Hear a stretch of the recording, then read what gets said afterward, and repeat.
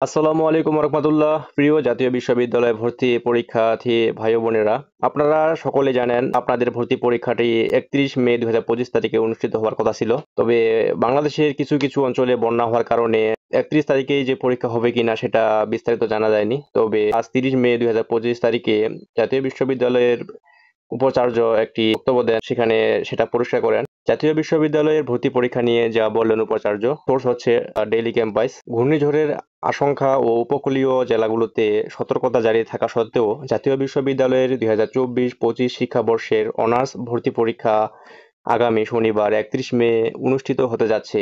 উপকূলীয় 16 জেলায় 3 নম্বর সতর্ক সংকেত এবং জলোচ্ছ্বাসের আশঙ্কা মধ্যেও বিশ্ববিদ্যালয় কর্তৃপক্ষ এই পরীক্ষা গ্রহণের অনড় অবস্থানে রয়েছে বলে জানিয়েছেন জাতীয় বিশ্ববিদ্যালয় কর্তৃপক্ষ।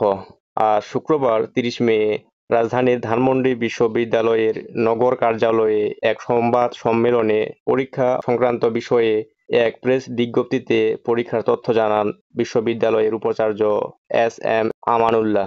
উপাচার্য বলেন, জাতীয় বিশ্ববিদ্যালয়ের 24-25 শিক্ষাবর্ষের অনার্স ভর্তি পরীক্ষা একযোগে দেশের 64 জেলায় আগামী শনিবার অনুষ্ঠিত হবে।